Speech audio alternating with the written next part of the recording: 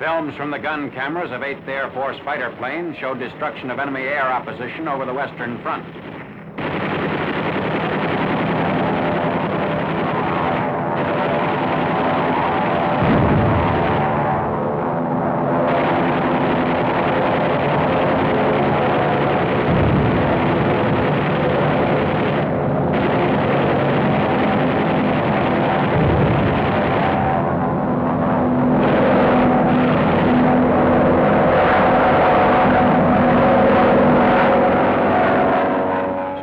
Trains and other ground objectives.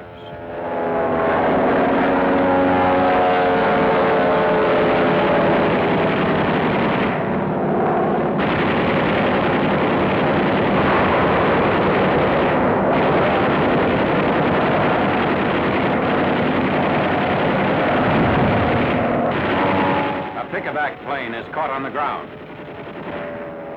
A group of pick-a-back planes on the way toward the Allied lines are intercepted by P-51s of the 8th Air Force.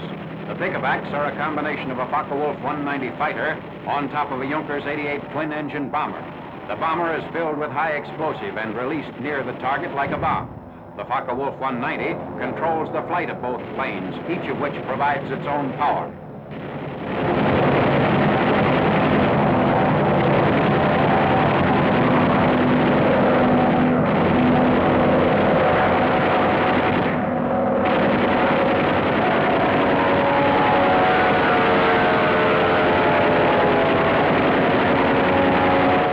Fighter squadron discovers an enemy airfield covered with planes. The strike systematically destroys every single plane.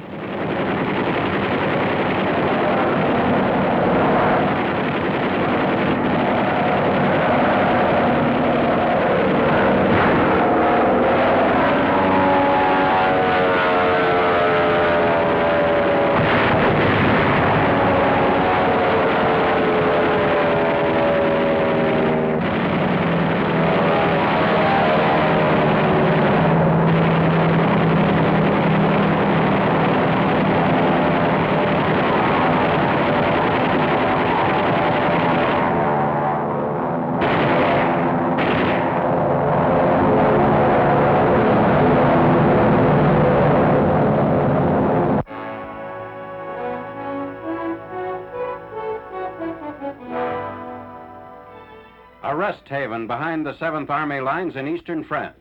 By the truckload, infantry troops bear down on their objective. A week of relaxation in a French town the troops have renamed Shangri-La. Prior to this temporary release from combat duty, most of these men had known only the shelter of a foxhole during 135 consecutive days of combat from the Riviera beachhead to the Rhine. The free modern hotels which make up the quarters at this rest camp are named for the infantry division's 5 winners of the Congressional Medal of Honor. Like at a church supper in the old frontier days, the GIs checked their rifles at the door. No more M1s for the rest of 7 days. A tour of the grounds reveals all kinds of possibilities.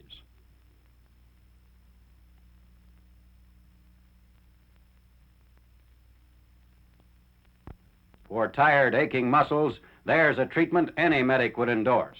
A half-hour's hot dunking in the sulfur water of a famous French spa. The clothing exchange, where the vacationing GIs swap battle-worn gear for a brand-new issue. Heavy outer garments, which cannot be exchanged, are laundered and returned at the end of the week. First on the schedule, a real bed. Sleep on a thick, soft mattress in a real bed ranks highest with rest camp visitors. There are definitely no gigs for getting up late in the morning.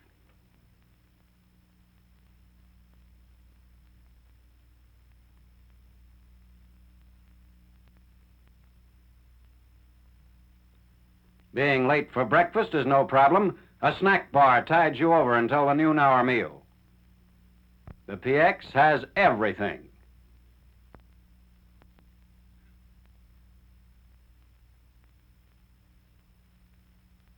Day rooms are equipped with a customary variety of games.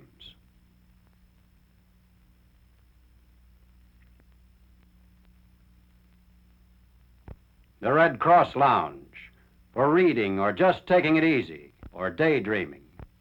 Time for a show. Latest movies from Hollywood are shown. A one-horse open sleigh. A couple of days ago, they were at the front lugging field packs through the snow. Ski yawing, a tonic for battle-weary mind.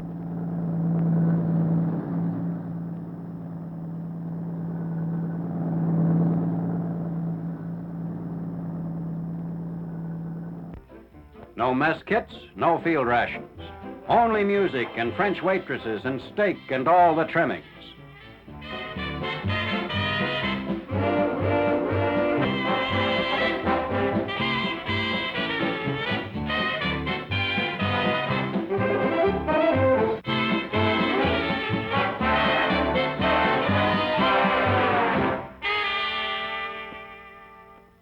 Dances are held twice weekly, with plenty of partners to go around.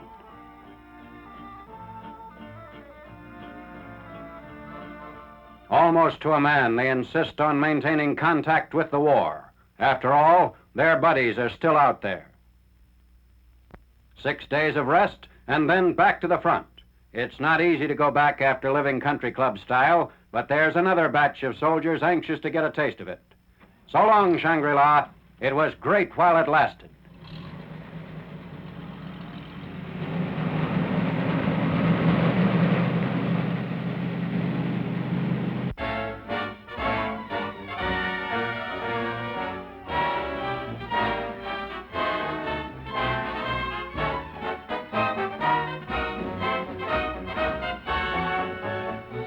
Preliminary to the 21st Army Group's northern Rhine crossings, Field Marshal Montgomery confers with Lieutenant General Simpson of the 9th Army and Major General Anderson, 16th Corps Commander.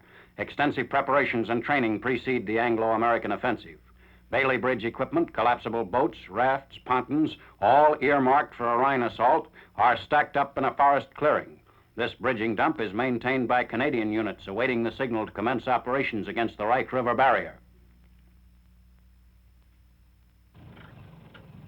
At Maastricht, Holland, LCMs brought down the canal from Antwerp are loaded onto M25 trailers for transportation to the bridgehead sector. American and British naval forces have chosen the LCM and LCVP as suited to Army requirements and capable of being transported overland. Alligators also are delivered for rehearsing troops of the 30th Division 9th Army. The Meuse River is used for Army-Navy training. Instead of operating craft of this type through waves and surf, seamen must learn to maneuver them to and from pinpoint landing spots in currents ranging from 6 to 10 knots. Boats must be launched from muddy river banks instead of ships' davits.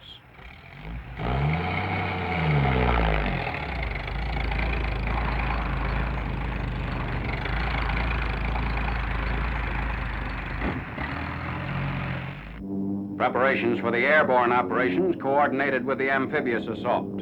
Elements of the 1st Allied Airborne Army drill in France 10 days before Lieutenant General Brereton's aerial task forces converge on the Rhine.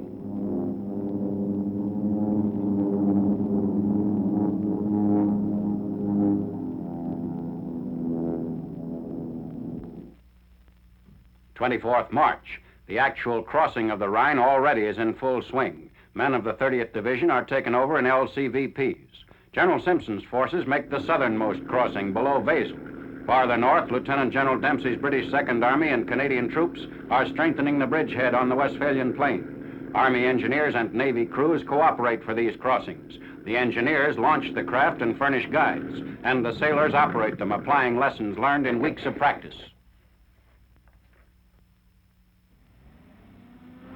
A jeep with ammunition trailer comes ashore, followed by reinforcements of all types for advance elements moving beyond the east bank of the Rhine. Operations are reported proceeding according to plan, with our troops well into the first German defensive positions north of the Ruhr.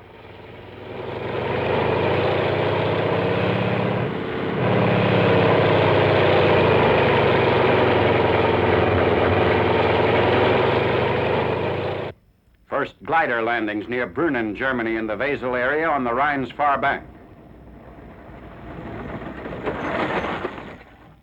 Coming in after Marshal Montgomery's columns have been launched across the Rhine, these units have the immediate objective of seizing high ground around Wesel. A junction with the American and British troops is made 6 hours after the airborne troops commence to land. To the south, the 4th Armored Division, spearheading General Patton's Rhine push, passes liberated forced laborers. The disorder of the German retreat is made evident by groups of Nazis giving themselves up without offering resistance. This dash by the 4th Armored precedes the final battle for the Saar-Moselle-Rhine Triangle and Third Army crossings of the Rhine. The town of Weissenturm, Germany, is littered with equipment of every description, abandoned by the Nazis as they were backed up to the river. A preponderance of horses, dead and alive, adds to the scene of confusion.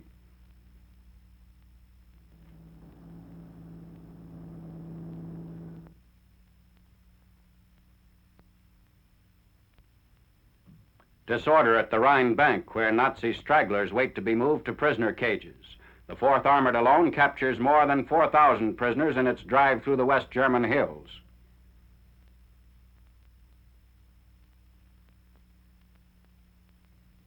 Meanwhile, 1st Army artillery shells the town of Hornigen, Germany, across the Rhine. This is in support of an infantry division moving along the east bank from the Remagen bridgehead 7 miles north. On 16th March, a treadway bridge is used by troops consolidating positions across the Rhine. General Hodge's army, driving for the central German plain, also employs Navy craft to move up reinforcements. LCVPs transport men of the 1st Infantry Division to Scheuren, Germany, northeast of Remagen. Sailors of Navy units attached to the 1st Army operate the craft. The Navy began operations in this area 48 hours after the Army seizure of the Ludendorff Bridge.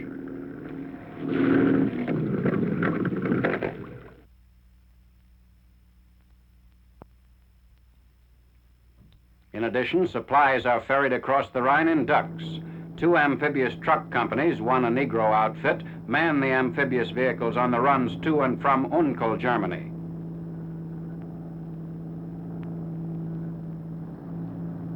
Prisoners of war and empty gasoline containers are carted by the ducks on their return trips. The Ludendorff Bridge across the Rhine at Remagen. For 10 days, it withstands aerial attacks and constant artillery fire while 1st Army troops exploit the initial breaching of the Rhine River line.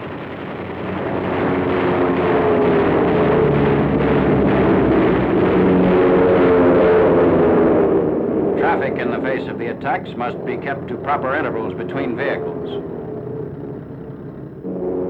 A convoy of pontoon equipment is ready to be unloaded for engineer battalions who begin construction despite the enemy raids. Normally a 34-hour job, the bridging operations are hours behind as Nazi fire flares up repeatedly.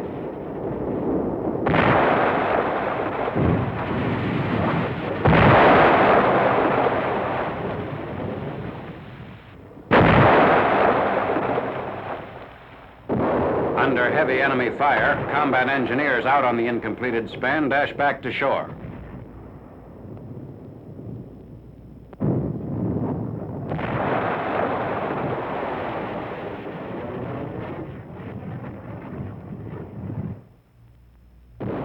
Despite these attacks, the 1st pontoon bridge is completed and handling heavy traffic on 14th March.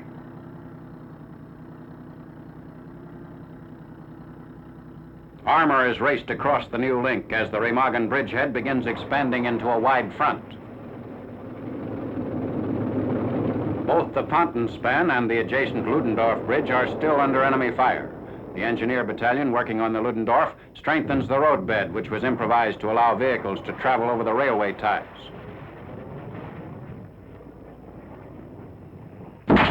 Damaged structural members of the bridge are removed by engineers.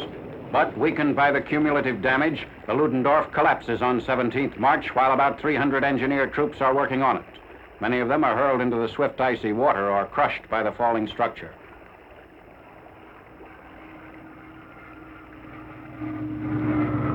Rescue crews save those who managed to cling to sections of the span as it gave way.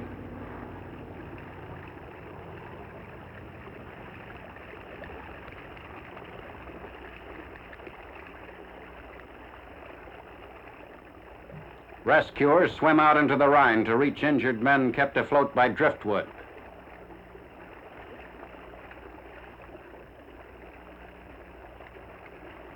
bringing out a line to pull in the surviving engineers.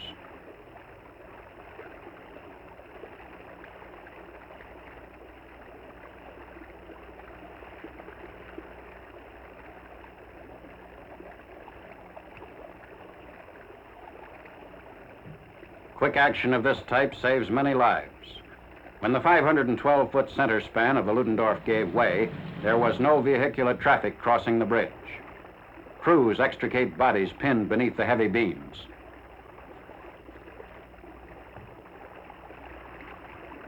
Three days later, on 20th March, Supreme Headquarters announces that the collapsed Ludendorff Bridge has been abandoned.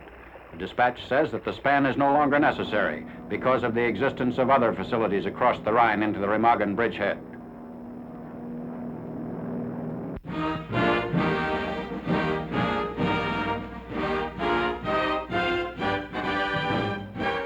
RAF films of the jet-propelled Gloucester Meteor, British counterpart of the American jet plane, the P-80 Shooting Star. The Meteor, powered by two Rolls-Royce engines, was first used to combat Nazi robot bombs. Although still in the early stages of experimentation, the plane has proved to be faster than the 500-mile-an-hour buzz bombs.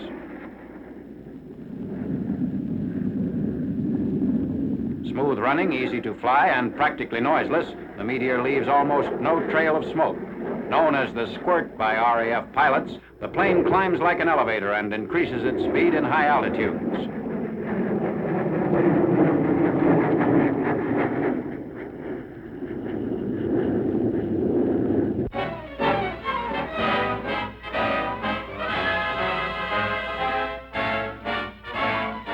The main component of the M69 bomb, a cheesecloth sock containing specially processed jellied gasoline. When ignited, the gel filling becomes a clinging fiery mass spreading more than a yard in diameter. It burns at approximately 1,000 degrees Fahrenheit for 8 to 10 minutes. The bomb was developed by the National Defense Research Council in collaboration with the Chemical Warfare Service. In a demonstration, it is fired electrically from the ground against a wall.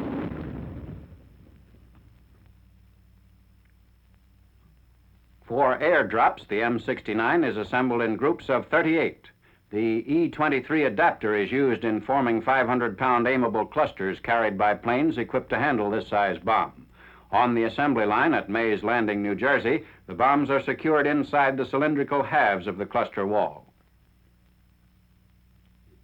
The bomb is held together by 9 steel straps attached to release buckles, which are broken open by time fuses within the fin assembly.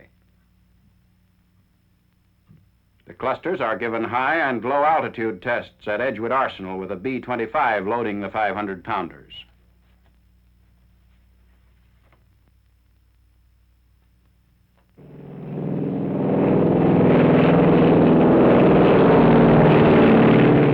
The cluster is released and opened, and the individual bombs with gauze streamers trailing drop toward the target.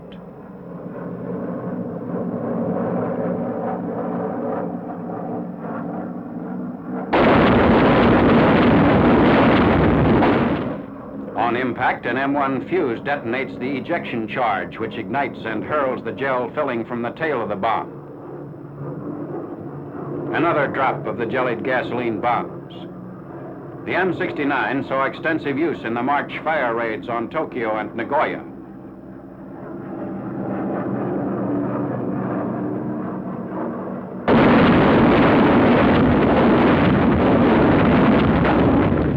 There is also the M47, containing about the same type incendiary material, but packaged as a 100-pound unit.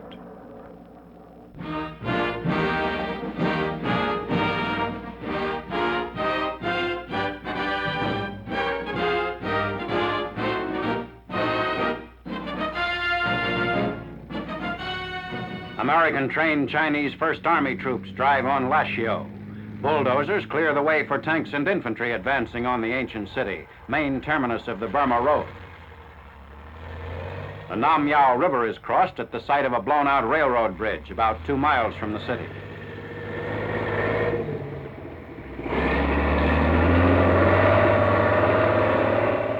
Lashio, prior to the main attack, bombed and gutted by planes of the 10th Air Force. strategic importance of Lashio is its railway facilities connecting it with Mandalay and other Burma cities. Troops of the Chinese First Army occupy Lashio and its adjoining airstrip 7th March. The Japanese offered only slight resistance before withdrawing. A captured Japanese machine gun, one of the many weapons abandoned by the enemy in his hasty retreat. Thousands of gasoline drums are strewn over the airstrip. Negro troops of an anti-aircraft battalion quickly set up their guns along the captured runway.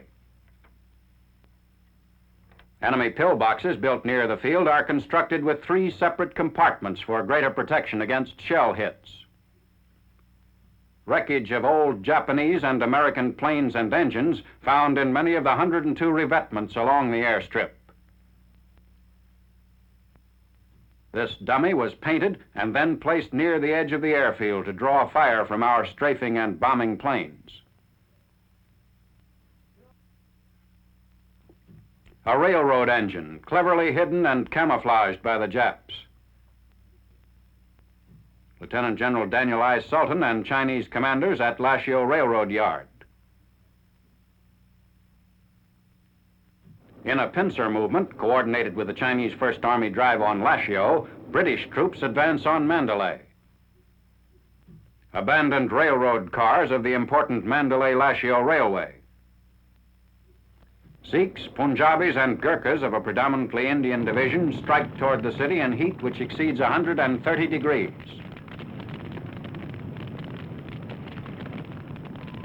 A wounded Jap, one of the few captured alive in the British advance. The Jap garrison is under attack from north, south, east, and west. Mandalay Hill, a Buddhist holy spot and used by the Japs as a key observation post, is brought under artillery and tank fire. After capture of the hill, British and Indian troops with tank support move up for an attack on Fort Dufferin in the heart of the city. Frontal attack fails to break through the walls and moats surrounding Fort Dufferin. British big guns are brought up to breach the 30-foot walls, which are blasted with 100-pound shells from 4.5-inch howitzers.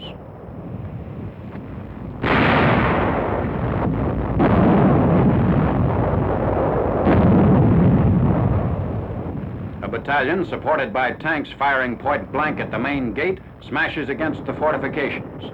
Japs, holed up and barricaded behind the wall, drive the attackers back with machine gun fire.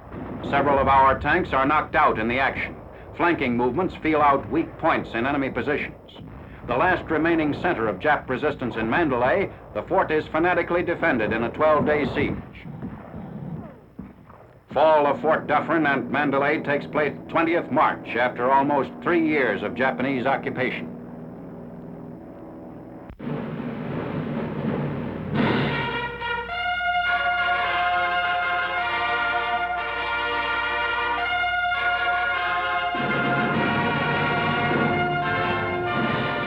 Overlooking the initial beachhead from Mount Suribachi. D-Day +5, shelling the ridge bordering the number 2 airstrip.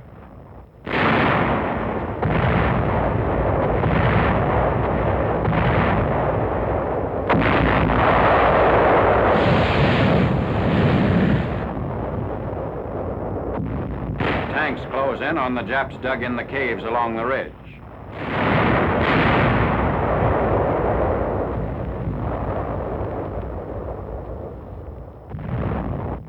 One of our mortar crews is knocked out.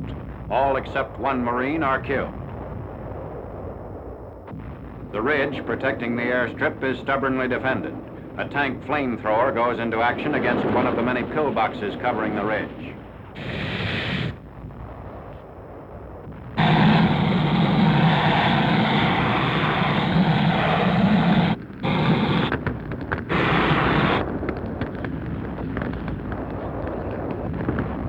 Demolition crew placing charges at the entrance of a blockhouse.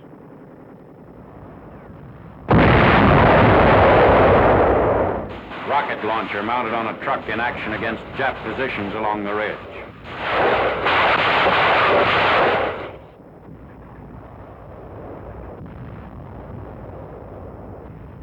Troops sweep across the plateau above the airstrip. Heavy mortar and rifle fire blocks the approaches to the field, and the slight gains are made at heavy cost in lives.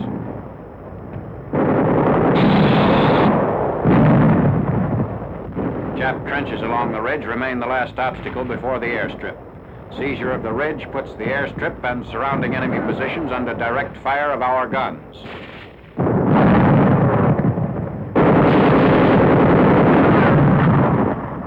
A tank crossing the number 2 airstrip passes some of our damaged vehicles.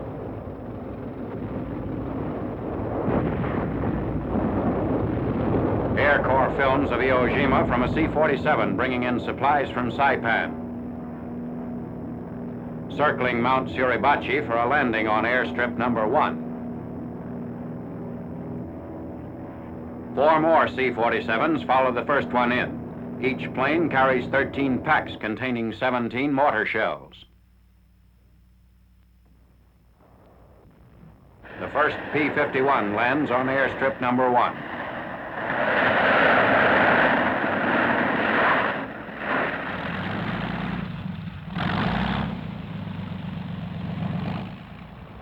P-51s on EO. Fighter support for B-29s attacking the Japanese mainland.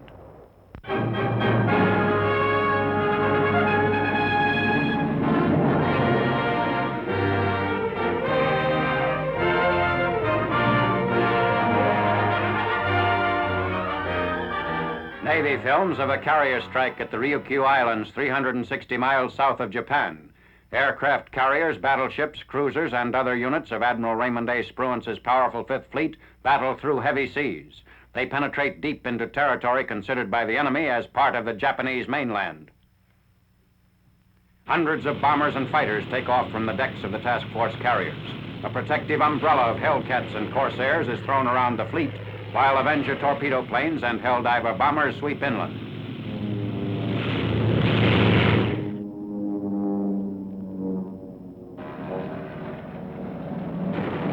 Jap coastal ships are caught offshore and destroyed.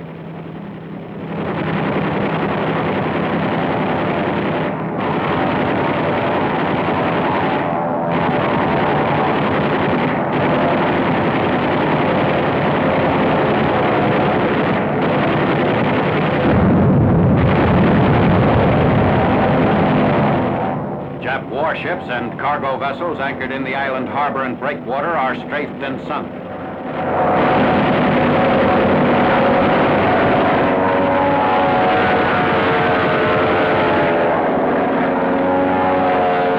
Military and naval installations along the shore are pounded by the Navy's HE rockets and 50 caliber guns.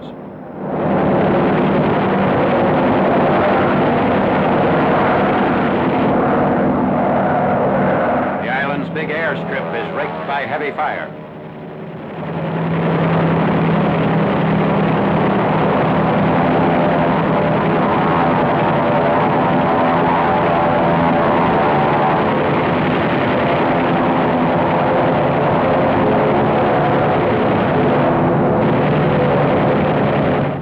Planes are destroyed on the ground. Back at the fleet, Jap aircraft strike at our ships. The few remaining Jap planes that get through our fighter cordon run into intense anti-aircraft fire.